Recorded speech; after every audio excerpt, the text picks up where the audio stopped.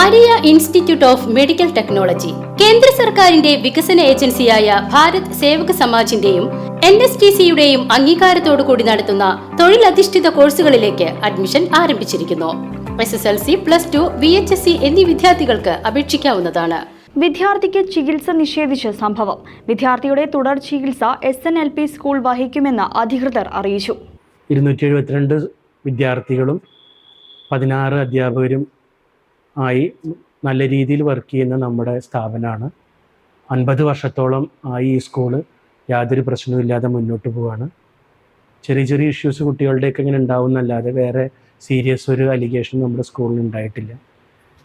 ഈ സംഭവം അന്നേ ദിവസം കുട്ടി പുറത്ത് കളിച്ചുകൊണ്ടിരിക്കുമ്പോൾ, കുട്ടികൾ ഓടിക്കളിക്കുന്നതിനിടയ്ക്ക് മഴ വന്നപ്പോൾ ഒരു ക്ലാസ് റൂം, ഒഴിഞ്ഞു കിടക്കുന്ന ക്ലാസ് റൂമിൻ്റെ ഉള്ളിലേക്ക് കയറുകയും അവിടെ വെച്ച് ഇവൻ തലകുത്തി മറിയാൻ നോക്കിയെന്നാണ് ബാക്കിയുള്ള കുട്ടികളോട് അന്വേഷിച്ചപ്പോൾ, ക്ലാസ്സിലുള്ള കുട്ടികളോട് അന്വേഷിച്ചപ്പോൾ പറഞ്ഞത്.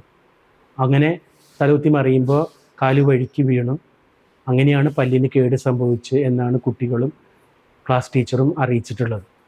അങ്ങനെ അന്ന് ആശുപത്രി കൊണ്ടുപോകാൻ ഈ രക്ഷിതാവ് സമ്മതിക്കാതെ 4 മണിക്കൂറുകളോളം അവിടെ പിടിച്ചു വെച്ചു. മാനേജർ വന്നിട്ടാണ് കുട്ടിയെ കൊണ്ടുപോകുള്ളൂ എന്ന് കാണിച്ചുകൊണ്ട് അവിടെ പിടിച്ചു നിൽക്കുകയും അതിനുശേഷം 4 മണിക്കൂർ ശേഷം ഞാൻ ജോലി സ്ഥലത്ത് നിന്ന് വന്നതിന് ശേഷമാണ് ഇവരെയും കുട്ടിയെയും അധ്യാപകരും കൂടി ആശുപത്രിയിൽ, പ്രൈവറ്റ് ഹോസ്പിറ്റലിൽ കൊണ്ടുപോവുകയും അവിടെ നിന്ന് എക്സ്റേ എടുക്കാൻ വേണ്ടി ഒറ്റപ്പാലം കൊണ്ടുപോയി ചികിത്സ നടത്തിയിട്ടാണ് അന്ന് തിരിച്ചു കൊണ്ടുവന്നത്.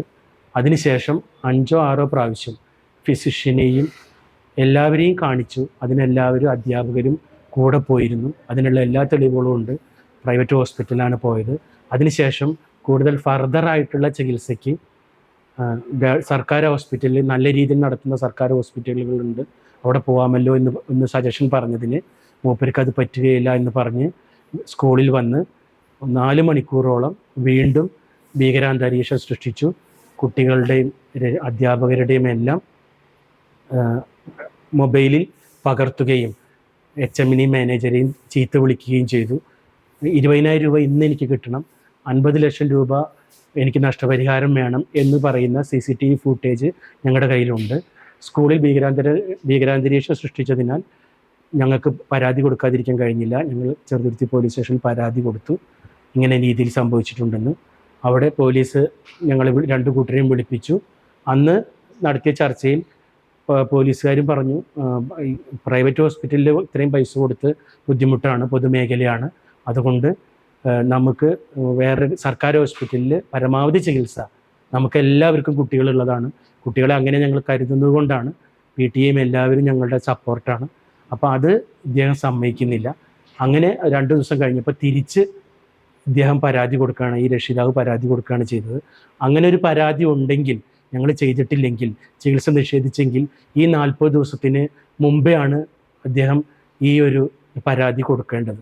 ഞങ്ങൾ കൊടുത്തതിന് ശേഷം കൗണ്ടറാണ് കൊടുത്തത്. അത് പോലീസ് സ്റ്റേഷനിൽ അവർ ചോദിക്കുകയും ചെയ്തു, അങ്ങനെയാണെങ്കിൽ നിങ്ങൾ എന്തുകൊണ്ടാണ് ഞങ്ങളുടെ അടുത്ത് വരാതിരുന്നത്, നീതി നിഷേധിച്ചിരുന്നത് എന്ന് ചോദിച്ചുകൊണ്ട്. ഒരു രീതിയിലുള്ള തെറ്റും ഞങ്ങളുടെ ഭാഗത്തു നിന്ന് ഉണ്ടായിട്ടില്ല.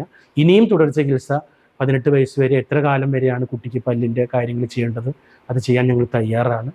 ഇത് നമ്മുടെ പുരോഗതിയിലേക്ക് പോകുന്ന പൊതുവിദ്യാഭ്യാസ മേഖലയെ തകർക്കാൻ വേണ്ടി ഇദ്ദേഹം ഇടയ്ക്കിടയ്ക്ക് CCTV ഫുട്ടേജിൽ പറയുന്നുണ്ട്, അടുത്ത വർഷം സ്കൂള് പൂട്ടേണ്ടി വരും, ഒറ്റ കുട്ടി ഉണ്ടാവില്ല, അധ്യാപകർക്കെല്ലാം ജോലി നഷ്ടപ്പെടും എന്ന് പറയുന്ന തെളിവ് ഞങ്ങളുടെ കയ്യിലുണ്ട്. അതുകൊണ്ട് തന്നെ പോലീസ് കോംപ്രമൈസ് ആവാത്തതിനാൽ അത് ലീഗൽ സർവീസ് സെല്ലിന് കൊടുത്തിരിക്കുകയാണ്. അവർ തീരുമാനം പറയട്ടെ, എന്നിട്ട് നമുക്ക് ഈ ഡിസ്പ്യൂട്ട് അവസാനിപ്പിക്കാം എന്നാണ് പറഞ്ഞിരിക്കുന്നത്. ഈ വിദ്യാർത്ഥിക്ക്, 4ാം ക്ലാസ്സിൽ പഠിക്കുന്ന ഈ വിദ്യാർത്ഥിക്ക് ഈ സ്കൂളിൽ തന്നെ പഠനം തുടരാനും ഞങ്ങൾക്ക് കഴിയുന്നിടത്തോളം ഈ കുട്ടിയുടെ പല്ല് പഴയ രീതിയിലാകാവുന്ന രീതിയിൽ എല്ലാവിധ ചികിത്സയും നൽകാൻ ഞങ്ങൾ തയ്യാറാണ്. രക്ഷിതാവ് പറയുന്ന രീതിയിൽ ചെയ്യാൻ കുറച്ച് ബുദ്ധിമുട്ടാണെങ്കിലും എല്ലാ ചികിത്സയും നടത്തിയിട്ടുണ്ട്. അതിൻ്റെ രേഖകൾ മുഴുവൻ ഞങ്ങളുടെ കയ്യിലുണ്ട്. ഇതുവരെയുള്ള DCare എന്നുള്ള ബില്ലുകളും, ഞങ്ങൾ എക്സ്റേ എടുത്തതും, വണ്ടിയിൽ ഒരു ടീച്ചർ കൂടെ പോയിട്ടാണ് ഞങ്ങൾ ചെയ്തിട്ടുള്ളത്. എല്ലാ കാര്യങ്ങളും ഞങ്ങൾ ചെയ്തിട്ടുണ്ട്.